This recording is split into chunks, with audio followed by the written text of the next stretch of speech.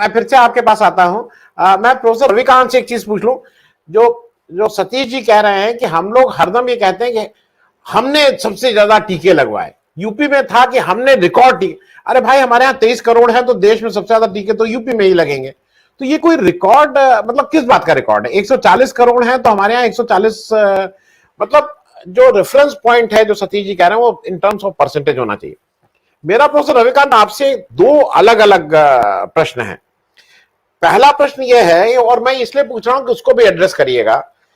जो हमारा भारत की जो छवि है, जैसे कम्युनल हार्मनी को लेके, हमारे यहां पहले ये नहीं होता था। ये माना जाता था कि दुनिया में एक इंडोनेशिया के बाद सबसे बड़ी मुस्लिम आबादी और हिंदू आबादी, हम लोग ठीक से रहते हैं। हमारे यहाँ आज की छवि ये बन गई है जो गैर बराबरी वाली बात है। हमारे यहाँ एक पक्ष है जो बहुत ही गरीब हो गया और हमारे देश से एक दो नंबर के सबसे अमीर आदमी भी हो गए हैं।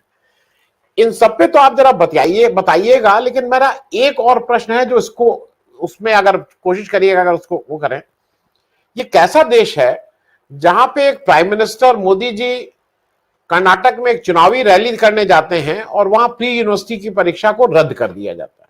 ये कैसा देश है जहां का एक चीफ मिनिस्टर जो इंजीनियर है, सुशासन बाबू के नाम से है, अच्छी छवि है, वो पूर्णिया में एक रैली करने जाता है और वहां पे बीए की परीक्षा को रद्द कर दिया जाता है?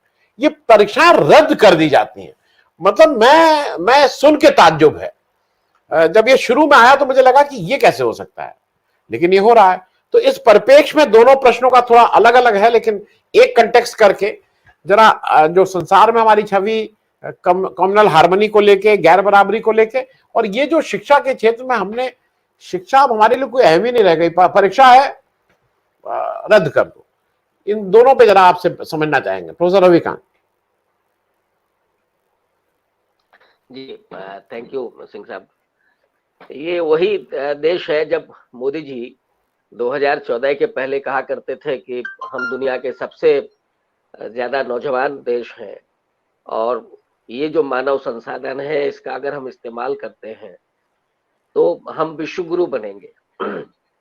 लेकिन जो आपने कहा और दो घटनाओं का जिक्र किया, एक नीतीश कुमार का और एक नरेंद्र मोदी का, तो ये आज मुझे लगता है कि हम लोग ये सब देखने और सुनने के लिए अभिशप्त हैं और इससे हमारी राजनीतिक जो स्थिति है उसका पता चलता है कि जो राजनीति में लोग हैं उनके लिए प्राथमिकता क्या है।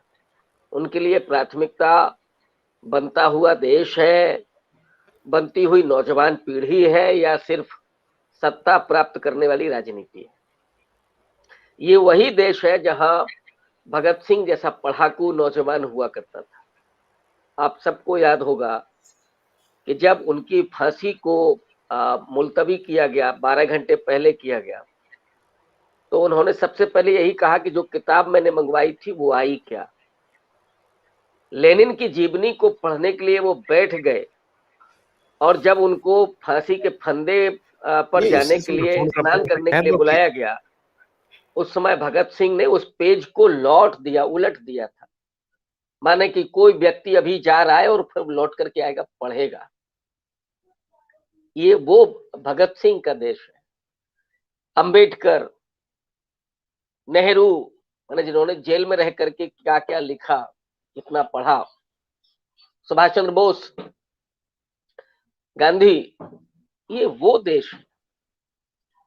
आज के जो राजनेता है उनके नाम से लिखा तो बहुत जा रहा है। मुझे लगता है कि इस समय सबसे ज्यादा जिसके नाम पर किताबें लिखी जा रही है वो नरेंद्र मोदी होंगे। सर्वे किया जाना चाहिए, लेकिन वो कितना लिखे होंगे, कितनी पंक्तियां लिखे होंगे, इसको लेकर के कोई हम लोगों को संदेह नहीं। तो आज की राजनीति में किसी को देश के निर्माण से कोई लेना देना नहीं। नौजवान पीढ़ी के सजने संवरने, माने शैक्षिक रूप से संवरने को लेकर के कोई चिंता नहीं है। नेहरू के समय का जो भारत है, जिस पर सुनील खिलरानी ने लिखा इंडिया एट ए ग्लांस, उस किताब को अगर हम लोग पढ़ें, और कलाम साहब उस समय, मौलाना अबुल कलाम आजाद शिक्षा मंत्री हुआ करते थे, IIT, IIM, तमाम विश्वविद्यालय खुल रहे थे। उस समय भारत के नवनिर्माण की नींव विश्वविद्यालयों में रखी जा रही थी, शिक्षण संस्थानों के जरिए रखी जा रही थी। लेकिन आज वो विवेक, वो सोचने समझने की सलाहियत और शिक्षा को खत्म करने की पूरी साजिश चल रही है। और इसलिए चल रही है कि अगर ये पढ़ेंगे, विश्वविद्यालय रहेंगे, तो फिर लोग सवाल करेंगे। अब आपको आश्चर्य होगा, जो मुझे जानकारी है, हो सकता है कि मेरी जानकारी गलत हो, गुजरात में फिलॉसफी नहीं पढ़ाई जाती, क्योंकि फिलॉसफी में तो पहला सवाल ही होता है कि ईश्वर है कि नहीं है, तो वहां खत्म ही कर दीजिए आप। और मुझे नहीं लगता कि कितने दिन फिलॉसफी बची रहेगी। और गुजरात से बाहर, और उसमें तो शुभ का सवाल, ईश्वर का सवाल, ये तमाम सवाल। अब जो इस समय के ईश्वर हैं, अब जो इस समय के अवतारी हैं, उनकी आप पूजा कर सकते हैं और वो कुछ भी कर सकते हैं। वो चाहे परीक्षा रद्द हो और चाहे रोज पेपर लीक हो। आप सोचिए, इस देश के राजनेताओं को क्या कोई फर्क पड़ता है जब पेपर लीक होता है? और पेपर लीक वो उत्तर प्रदेश में भी हो रहा है, बिहार में भी हो रहा है। तो जिनको नौजवान पीढ़ी की चिंता ही नहीं है, जिनको राष्ट्र निर्माण की चिंता ही नहीं है, तो उनके लिए ये कोई इशू रहेगा ही नहीं। दूसरा, जो आपका था कि असमानता बढ़ रही है और उनकी वो चिंताओं में कोई मतलब नहीं। और मोदी जी तो मुझे लगता है कि बहुत खुला खेल फुर्रकाबादी दिखाते हुए वो अडानी साहब के हवाई जहाज से आए थे शपथ लेने के लिए 2014। उन्होंने तो छिपाया ही नहीं कि हम किसके लिए कर रहे हैं। और उसके बाद हुआ क्या कि 2 नंबर पर पहुंचे, अब तो शायद 38 पर आ गए हैं लौट कर। भरभरा करके गिर गया उनका साम्राज्य, केवल हिंडनबर्ग की रिपोर्ट के कारण। अगर कोई घपला घोटाला नहीं था तो ऐसे कैसे हो गया? और वो सीना ठोक कर कहते हैं कि हम 80 करोड़ लोगों को राशन दे रहे हैं, 5 किलो राशन पर लोग जी रहे हैं। हम उस कुपोषण के इंडेक्स में कहां पहुंच गए? अफ्रीका के सबसे ज्यादा कुपोषित और गरीब देशों की श्रेणी में लाकर के खड़ा कर दिया हम। श्रीलंका और हमारे अगल बगल के जो भी देश हैं, वहां उनकी स्थिति बेहतर है, बांग्लादेश की स्थिति बेहतर है। और भारत कहां पहुंच गया है? इनको कोई चिंता नहीं है, बल्कि मुझे लगता है कि इनकी चिंता ये है कि कैसे इस नौजवान पीढ़ी को मूर्ख बना करके कैसे उनसे झंडा उठवाना है। जब वो पढ़ेंगे तो रोजगार मांगेंगे, नहीं पढ़ेंगे तो 300 रुपए में आपका झंडा ढोएंगे और 1000 रुपए में वोट करेंगे। बाकी 5 साल उनको आप घसीटिए, उनको रगड़िए, उनका खून चूसिए। इन राजनेताओं को कोई अब फर्क नहीं पड़ता। ये वो दौर खत्म हो गया जब आजादी के थोड़े आंदोलन के मूल्य बचे थे। और मोदी जी तो उसके बाद पैदा हुए, तो वो मूल्य बचने का सवाल ही कहां है? आप जैसे 2-4% लोग वो चिंतित होते हैं देश के निर्माण के लिए। उनको तो सिर्फ अपनी सत्ता का निर्माण करना है, और वो कैसे होगा ये उन्हें बखूबी आता है। तो चाहे पेपर लीक कराएं, चाहे 6 करोड़ लोग गरीबी रेखा के नीचे चले जाएं, या लोग रोज उत्पीड़न का शिकार हो। आप रोज देखिए, कभी गाय के नाम पर लोगों को मारा जा रहा है, कभी दलित होने के कारण उसकी खाल खींच ली जा रही है, कभी अभी देखिए दलित आदिवासी लगातार आत्महत्या कर रहे हैं उत्पीड़न की वजह से, और सरकार के कान पर जू नहीं रेंगती है। ये वही देश है जहां एक निर्भया केस के बाद सारी सरकार हिल गई थी। लेकिन अब आंदोलन करे भी तो कौन करे, वो कहां करे, कैसे करे, कहां सवाल उठाया जाए? इस सरकार ने तो उन तमाम संस्थाओं को अपने कब्जे में कर लिया है। इसलिए सवाल नहीं उठेंगे।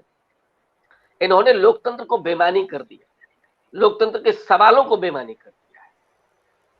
और इसलिए उनको केवल सत्ता चाहिए, और सत्ता की चकाचौंध में कौन पिस रहा है और कैसे वो देश का विकास होगा, उससे कोई फर्क नहीं पड़ता। और इसीलिए उनको रोज, अब राहुल गांधी को लेकर के क्या क्या कमेंट होंगे, तो बस वो वहीं पर हैं। और मुझे नहीं लगता है कि वो बहुत ज्यादा देश को लेकर के, और ये देश प्रेम तो कतई नहीं जो वो देश को लेकर के उन्हें बहुत चिंता होती है। वो सिर्फ अपनी चिंता करते हैं, अपनी सत्ता की चिंता करते हैं, अपने यार दोस्तों की चिंता करते हैं कि फंडिंग कहां से हो, इसके अलावा और कुछ नहीं। जी जी प्रोफेसर रविकांत, मेरा एक बहुत स्पेसिफिक चीज यह है कि जब हम देश के बाहर की बात करते हैं तो मैं तीन बातों की बात करूंगा जिससे आपकी पहचान है और आपका सम्मान है दोनों। पहला, इस भारत को लोग सबसे बड़ी बात गौतम बुद्ध का देश मानते हैं, जिससे आपका सम्मान, आपकी पहचान है। भारत वो देश है। भारत को लोग गांधी का देश कहते हैं और जिससे आपका सम्मान और पहचान है। और तीसरी बात मैं कह रहा हूं, हो सकता है बहुत से लोग इससे इत्तेफाक न रखें, लेकिन जितना थोड़ा बहुत मैं भी गया हूं विदेश, बॉलीवुड ने भी आपको एक पहचान दी है। वो अब आपको जो भी लगे, वो बॉलीवुड का एक पहचान, उसका एक अपनी तरह की एक स्टाइल, वो कहीं ना। आज आपको क्या लगता है कि जब हम बाहर जाते हैं तो गौतम बुद्ध की जो हालत कर रहे हैं, जो गांधी की हालत कर रहे हैं, जो बॉलीवुड में हम खुद ही कह रहे हैं कि इसको बायकॉट करो, ये हिंदू, ये मुसलमान, इत्यादि इत्यादि, इससे कहीं ना कहीं इफेक्ट हो रहा है हमारा जो प्रेजेंट डिस्पेंसेशन है। इन तीन के रेफरेंस में मैं बात कर रहा हूं, बुद्ध, गांधी और बॉलीवुड। जी बिल्कुल। आप देखिए कि जब भी मोदी जी बाहर जाते हैं या यहाँ तक कि कोई डेलीगेशन लखनऊ भी आता है, तो योगी जी तो हिंदुत्व के सबसे फायर ब्रांड है, मोदी जी भी वही हैं, लेकिन वो वहां पर बुद्ध की मूर्ति पेश करते हैं। और मोदी जी तो एक बार कह चुके हैं कि हम बुद्ध चाहते हैं, हम बुद्ध के देश से हैं, हम युद्ध नहीं चाहते। तो पहचान असल में वो है, लेकिन जो सत्ता परक राजनीति है उसने इतना निर्लज्ज बना दिया है, इतनी जल्दबाजी में है ये जो दक्षिण पंथ की राजनीति है। और जहां वो फांसीवादी रवैया होता है, वो ये सब करता है कि उसको देश की छवि से कोई लेना देना नहीं है। हिटलर को अपनी संस्कृति से क्या लेना देना था, उसने एक को चुना, नस्ल को चुना, और उसके बाद पूरे देश को तहस नहस किया, क्या व्यवहार किया यहूदियों के। तो ठीक वैसे ही मोदी जी को कोई फर्क नहीं पड़ता, या योगी जी को कोई फर्क नहीं पड़ता कि भारत की जो वास्तविक पहचान है वो किससे है। रिपब्लिक हुआ करते थे भारत में छोटे छोटे, बुद्ध के आसपास, बुद्ध के समय के आसपास, और उस आधार पर हम ये भी कहते हैं कि हम दुनिया के पहले लोकतंत्र हैं। और कुछ खूबियां थी, हालांकि जो मॉडर्न डेमोक्रेसी है उससे बहुत अलग किस्म का था, लेकिन एक था कुछ ऐसा। इसके अलावा एक लंबे समय तक जो बौद्ध धर्म है वो भारत में तो नहीं रह पाया, लेकिन भारत से बाहर जाकर के तकरीबन 3 दर्जन देशों में वो प्रमुख धर्म के रूप में स्थापित हुआ और एक बड़ी पहचान भारत की बनाई। दूसरी तरफ गांधी ने अफ्रीका से अपनी यात्रा शुरू की। सत्याग्रह का पहला प्रयोग गांधी जी ने अफ्रीका में किया। और एक बड़ा मजेदार बात मैं आपको बताऊं कि उस सत्याग्रह में, आज का जो परिवेश है, जब हम भारत और चीन आमने सामने हैं, लेकिन गांधी के पहले सत्याग्रह में चाइनीज लोग साथ में, और गांधी ने इस बात को बाकायदा एक्सेप्ट किया है। और जो आजादी के आंदोलन में चीन के साथ जो नजदीकी हुई थी, बल्कि मुझे याद आ रहा है कि टैगोर के साथ भी उस तरह के वो संबंध थे। और चीन बुद्धिस्ट कंट्री, तो चीन के साथ, चीन के लोगों के साथ गांधी ने सत्याग्रह में उनका प्रयोग किया। और गांधी ने अफ्रीका से होते हुए और भारत तक, मतलब कितने उदाहरण दिए जाएं गांधी जी के, कि जब उन्होंने पूरी दुनिया को आईना दिखाया और अपनी शर्तों पर, जहां हिंसा नहीं, जहां इतना धैर्य। आप याद कीजिए वो आंदोलन जिसमें कौन वो पत्रकार था, मुझे भी नाम याद नहीं आ रहा, कि जहां एक टोली जाती थी और ब्रिटिश जो पुलिस थी, वो थे तो इंडियंस ही, वो लाठी मारते थे, एक व्यक्ति खून से लथपथ हो जाता था, 4 आदमी उसे उठाते थे और फिर दूसरा व्यक्ति जाता था। तो असल में जो अहिंसा की ताकत है कि ये कायर लोग नहीं कर सकते, उस असली वीरता तो वहां दिखाई पड़ती। तो गांधी ने वो चीजें स्थापित की, पूरी दुनिया को दिखाया कि कैसे सत्याग्रह करना है, कैसे इतने बड़े साम्राज्य के खिलाफ लड़ाई लड़नी। जो अभी राहुल गांधी ने अटैक किया था एस जयशंकर पर, जो उन्होंने कहा था कि चीन की इतनी बड़ी इकोनॉमी हम कैसे लड़ सकते हैं, राहुल गांधी ने कहा कि अगर यही होता तो उस समय जो ब्रिटेन की इकोनॉमी थी वो क्या भारत से कम थी जब हम ब्रिटिश हुकूमत के खिलाफ लड़ रहे थे। और माना तो ये जाता था कि उनके राज्य में सूरज कभी अस्त नहीं होता है, इतना बड़ा साम्राज्य दुनिया के इतने देशों में है, और वहां गांधी और गांधी के साथ बहुत सारे लोग।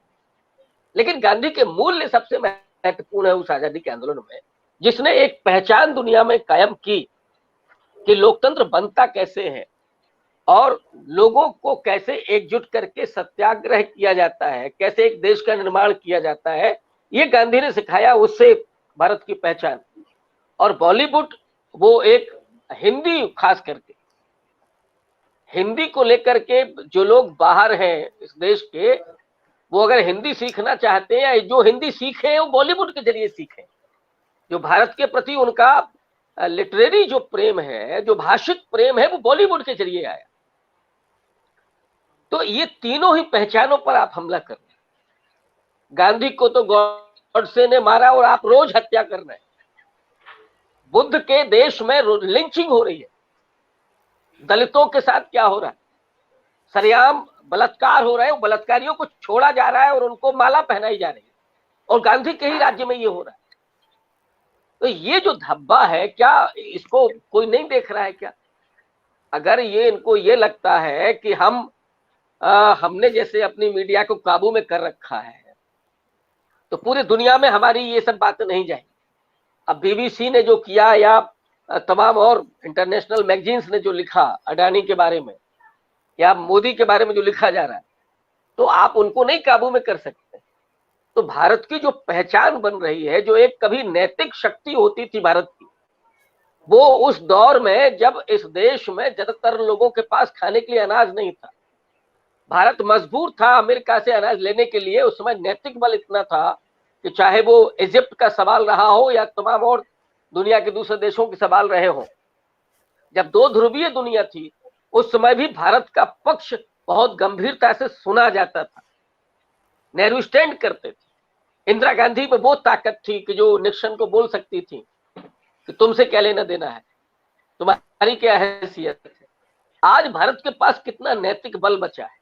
आप किसी मुद्दे पर बोलेंगे तो कौन सुनेगा आपकी, क्योंकि आपके भीतर के जो मूल्य थे, जो डेमोक्रेटिक मूल्य थे, उनको आपने धराशायी कर दिया। और बॉलीवुड में तो जो विभाजन किया हिंदू और मुसलमान का, इससे ज्यादा दुर्भाग्यपूर्ण तो कुछ नहीं हो सकता, क्योंकि अरब कंट्रीज में उसका बड़ा असर पड़ रहा है, जहां से आपको लाखों डॉलर आता है। भारत की बहुत बड़ी इकोनॉमी यहां से चलती, और वहां पे आप ये कर रहे हो। कभी पैगंबर को लेकर के कोई टिप्पणी होती है। तो ये जो भारत की पहचान है, जो उजला बनाती है, नैतिक ताकत देती है, उस पर जो हमला किया जा रहा है, उससे भारत की छवि बहुत खराब हो रही है। आप कितने भी ताकतवर हो जाए, चीन की क्या नैतिक ताकत है आज की तारीख में? रूस की नैतिक ताकत क्या है? पुतिन साहब के रहते हो। भारत की एक नैतिक ताकत हुआ करती थी, वो आज कमजोर हुई है, और इसको लेकर के निश्चित रूप से चिंता करने की जरूरत है। जी, जी।